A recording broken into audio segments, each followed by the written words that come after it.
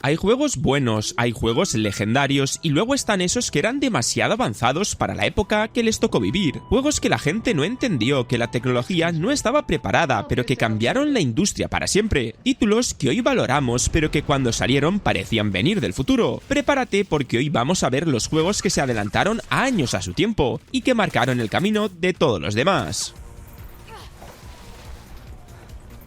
Y entonces apareció Mirror's Edge, que rompió el concepto tradicional del movimiento y dijo: el futuro también se juega con las piernas. Mirror's Edge no era un shooter al uso, no era un juego de acción al estilo clásico, ni siquiera seguía las normas típicas del género, y allí estaba lo revolucionario. Lo primero que te lanzaba a la cara era su propuesta de parkour en primera persona, con movimientos fluidos, saltos que te daban vértigo de verdad, y esa sensación de velocidad que hoy vemos normal, pero que entonces era totalmente nueva. La mayoría de juegos de la época te ponían armas en las manos y te decían «dispara». La cámara no era rígida, se movía contigo, con tu respiración, con tus giros bruscos, con tus caídas. Sentías cada salto, cada impacto, cada derrape. Era más inmersivo que muchos juegos actuales, y eso hace que más de 15 años.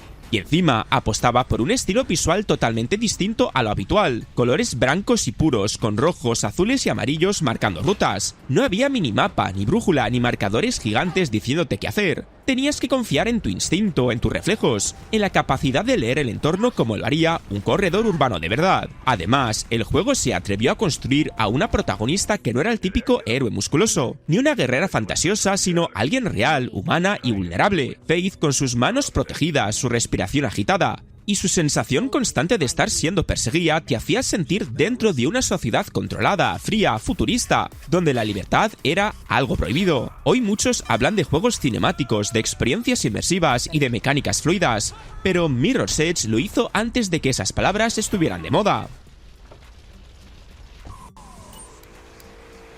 Pero años antes, alguien ya había abierto la puerta a esa sensación de libertad total, y ese es Grand Theft Auto 3.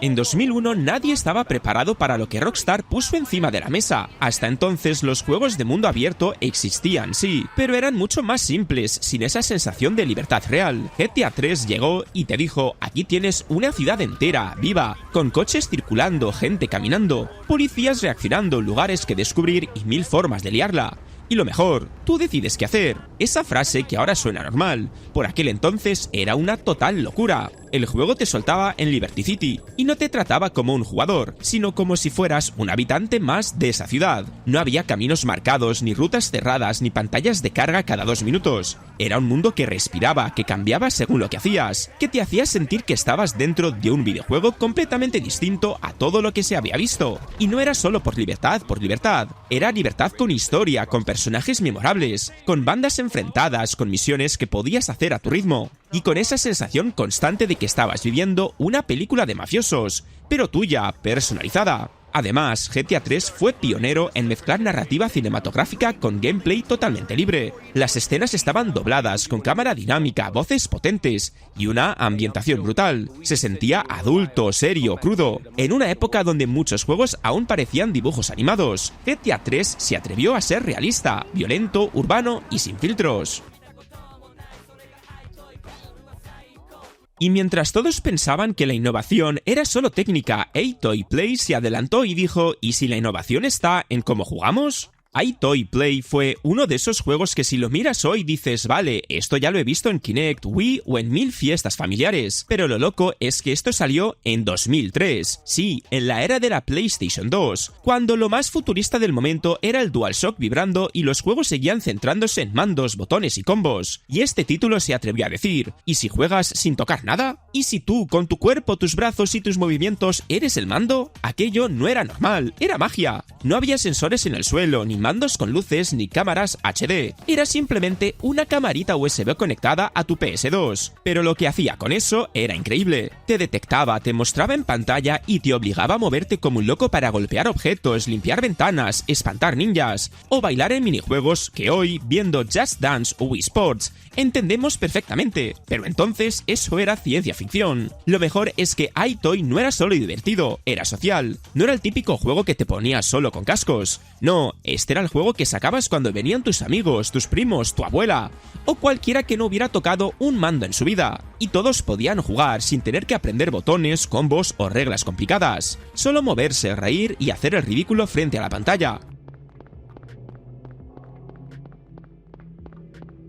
Y mientras unos te hacían saltar en el salón, otros querían meterse en tu cabeza como Silent Hill. En 1999, mientras otros juegos te lanzaban zombies y disparos, Silent Hill te dejaba en una ciudad cubierta por niebla, con una linterna medio rota, una radio que hacía ruidos raros y un protagonista normal, sin habilidades especiales, asustado igual que tú. La niebla no era solo por limitaciones técnicas, se convirtió en parte de la identidad del juego. No sabías que había delante, que se movía por ahí, que te acechaba. Sentías miedo real, psicológico, no solo por sustos sino por la tensión. El sonido también fue adelantadísimo. No era música épica, era ruido ambiental, golpes metálicos, lamentos, ruidos distorsionados que parecían venir de dentro de tu cabeza. Te hacías sentir incómodo incluso cuando no pasaba nada, y eso era justo lo que buscaban. Además, Silent Hill se atrevió a hacer algo que nadie en esa época hacía: jugar con la mente del jugador. No era solo terror visual, era terror emocional, oscuro y retorcido, lleno de simbolismo. ¿Y qué decir de la narrativa? Nada de eres un héroe que viene a salvar el mundo. Aquí eras un padre desesperado por buscar a su hija en un sitio maldito,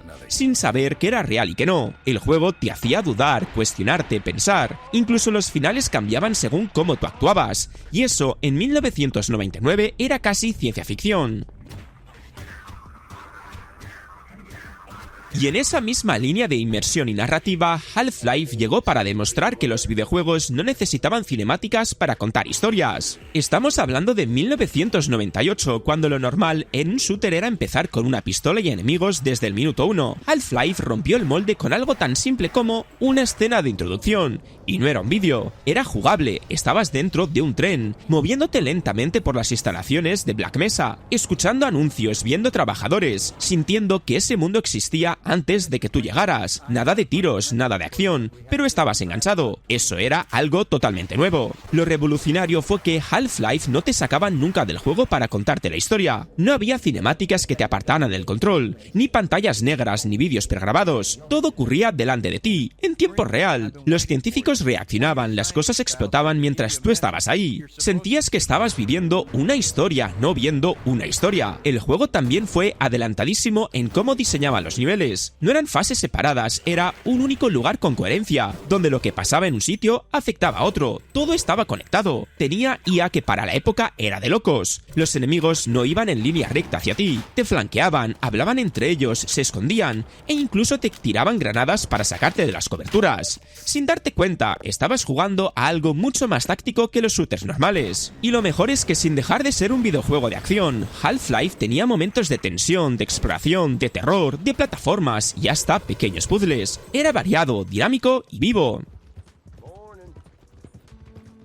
Y luego llegó uno que no parecía solo un juego, sino una vida entera, y estoy hablando de Red Dead Redemption 2. Cuando salió en 2018, mucha gente pensó, esto no lo debería mover una PlayStation 4, y es que no era normal. El nivel de detalle, la inmersión, la forma en la que el mundo reaccionaba al jugador, todo estaba a años luz del resto, en un momento donde muchos juegos de mundo abierto se limitaban a ser grandes y ya está. Red Dead Redemption 2 fue más profundo, más realista, más vivo. No te soltaban solo en un mapa enorme, te daban mundo que respiraba. Los NPCs no eran simples muñecos caminando, tenían rutinas, trabajos, historias personales. Si los saludabas, reaccionaban. Si te comportabas mal, te recordaban. Si volvías días después, se acordaban de lo que hiciste. Eso hoy sigue siendo raro. Y ahí es donde Red Dead Redemption 2 se adelantó brutalmente. En la interacción humana, en el realismo emocional, no solo en lo técnico. Luego está el detalle enfermizo del entorno, la suciedad en la ropa, la barba creciendo con el paso del tiempo, los animales cazados que se pudren si no los cuidas, las armas que se encasquillan si no las limpias, las huellas que dejas en el barro o la nieve que se acumula en tu abrigo. Cada pequeña cosa estaba pensada para que el jugador sintiera que vivía allí, que no solo jugaba. Y la narrativa también fue muy adelantada. No era solo una historia de acción sin más, era un viaje emocional, lento, humano, con personajes que evolucionaban y decisiones que pesaban. Arthur Morgan se convirtió en uno de los personajes más profundos de la historia de los videojuegos, sin necesidad de hacer elecciones morales. El juego te hacía reflexionar sin preguntarte directamente, te lo transmitía con detalles, miradas, conversaciones y silencios. Pero mucho antes de eso, cuando los videojuegos aún no sabían cómo contar una historia adulta, System Shock ya estaba mezclando IA, terror tecnológico, decisiones, mensajes grabados y un villano digital llamado Sodan, que te hablaba como si realmente te estuviera observando. Este fue uno de esos juegos que cuando salió en 1994 muchos no entendieron, pero los que sí se dieron cuenta de que estaban delante de algo que venía del futuro. En una época donde los shooters eran pasillos, disparos y poco más, System Shock se atrevió a mezclar acción con narrativa profunda, exploración, decisiones y una ambientación que daba miedo sin necesidad de sustos. Metió conceptos que luego serían básicos en juegos como BioShock, Deus Ex o incluso Half-Life, pero él lo hizo primero. Lo primero que sorprendía era cómo te metía dentro de la historia. No te lo contaba con cinemáticas ni con vídeos, sino con notas, grabaciones, mensajes del ordenador central, y ese diseño de niveles llenos de detalles, que te hacía sentir que estabas explorando una estación espacial que realmente había estado viva, y que ahora está maldita. Todo pasaba delante de ti y tú tenías que unir las piezas. Era inmersivo antes de que esa palabra estuviera de moda. Luego estaba Sodan. No era simplemente la villana del juego, era una de las primeras inteligencias artificiales malévolas con personalidad real. Te hablaba, te humillaba, te vigilaba, manipulaba el entorno y te hacía sentir constantemente observado. Ese nivel de presencia narrativa en un enemigo era algo impensable para la época. Hoy vemos IAs como GLaDOS en Portal o AM en I Have No Mouth, pero todas beben de Sodan. Encima, System Shock mezclaba géneros y miedo. Era shooter, pero también RPG, con inventario, mejoras, habilidades, ciberespacio y hasta decisiones que afectaban cómo avanzabas. Te dejaba libertad para resolver situaciones, explorar a tu manera, usar el sigilo, luchar o hackear. Era un juego que te trataba como alguien inteligente, no como alguien que solo quería apretar el gatillo. Y antes aún, hubo uno que rompió todo cuando casi todo antes era en 2D. Estoy hablando de Doom. Cuando salió en 1993, la industria entera se quedó con la boca abierta. En una época donde la mayoría de juegos eran en 2D, con gráficos planos y movimientos limitados, Doom apareció y te dijo: aquí tienes un mundo en primera persona, con pasillos, luces, sombras, monstruos que te persiguen y armas que suenan como si realmente estuvieras allí. Fue el juego que hizo que mucha gente sintiera miedo de verdad delante de un ordenador. Y eso era impensable en ese momento. Tú no controlabas un muñeco, tú eras el marine. La pantalla eran tus ojos, las balas sonaban como en tu cabeza. El rugido de los demonios te ponía nervioso. Y el latido del corazón se aceleraba cuando te quedabas sin munición. Esa mezcla de velocidad, tensión y brutalidad era algo completamente nuevo. Además, Doom introdujo la idea del flow, esa sensación de moverte, disparar, esquivar y reaccionar sin parar. No era estrategia pausada, era acción pura, rápida y adictiva. Se adelantó también en la forma de construir sus niveles. Nada de caminos lineales, sino laberintos, secretos escondidos, zonas interconectadas, llaves, puertas y libertad total para explorar. Y por si fuera poco, Doom fue pionero en algo que hoy es enorme: el juego online y los mods. Permitía conectar varios PCs para jugar en multijugador, y además, dejaba que los fans crearan sus propios niveles y modificadores. Eso abrió la puerta a comunidades enteras, a contenido infinito hecho por jugadores. Luego llegó un título basado en una película que tenía todas las papeletas para ser un fracaso. Pero The Chronicles of Riddick's Escape from Butcher Bay hizo lo contrario. Estoy hablando del 2004, cuando el género de acción en primera persona estaba dominado por shooters puros, pero este juego decidió mezclar sigilo, combate cuerpo a cuerpo, narrativa cinematográfica, exploración y hasta decisiones, y todo dentro de una prisión futurista, opresiva, brutal y creíble. Lo primero que sorprendía era la inmersión. No había HUD innecesario, no te daban tutoriales pesados, no te trataba como un jugador, sino como un preso más dentro de The Butcher Bay. Te hablaban, te miraban mal, te ofrecían tratos, te amenazaban. Tenías que minimizarte, buscar aliados, pelear en el patio, sabotear sistemas y moverte por zonas prohibidas. Era como vivir una película, pero en primera persona, sin cinemáticas largas que te sacaran del juego. Todo pasaba delante de ti mientras jugabas. El combate fue otro salto gigante. No era solo disparar, tenías peleas cuerpo a cuerpo con animaciones brutales, ejecuciones silenciosas, uso real de luces y sombras para esconderte. Sí, años antes de que Splinter Cell y Dishonored popularizaran el sigilo moderno, Riddick ya te hacía apagar luces, esconder cadáveres y moverte como un fantasma. Además, gráficamente fue una locura. Iluminación dinámica, expresiones faciales, voces con actores reales como Vin Diesel y una dirección artística que te hacía sentir que Butcher Bay parecía un lugar vivo, sucio y peligroso. No era ciencia ficción limpia, era cruda, industrial y opresiva. Un sitio donde no querías estar pero no podías dejar de explorar. Y para cerrar, el que no solo te dio un mundo abierto, te dio un mundo vivo, y ese es The Elder Scrolls Skyrim. Cuando salió en 2011 muchos pensaban que sería otro RPG gigante más, pero lo que se encontraron fue algo que iba mucho más allá. Era un juego donde no solo podías seguir la historia principal, sino que podías literalmente olvidarte de ellas durante horas, días o semanas, y aún así sentir que estabas viviendo una aventura auténtica, y eso, en ese momento, era algo muy raro. Caminabas por un bosque y te cruzabas con un lobezno, un cazador, una patrulla imperial, un dragón que aparecía de la nada, o un NPC que te contaba que había perdido su espada. No era contenido artificial, se sentía orgánico. Skyrim no te empujaba a seguir una misión, te susurraba historias mientras tú explorabas a tu manera. Era libertad total pero con alma. El mundo reaccionaba, tú reaccionabas, y eso era increíble para la época. El combate, la magia, los gritos, los caminos que elegías, todo parecía parte de una aventura épica que estabas escribiendo tú y no el juego. Y ahí los tienes, juegos que no solo fueron buenos sino visionarios, títulos que muchos no supieron apreciar en su momento pero que terminaron marcando el camino de toda una generación. Algunos adelantaron mecánicas, otros narrativa, otros tecnología, pero todos tuvieron algo en común: llegaron demasiado pronto.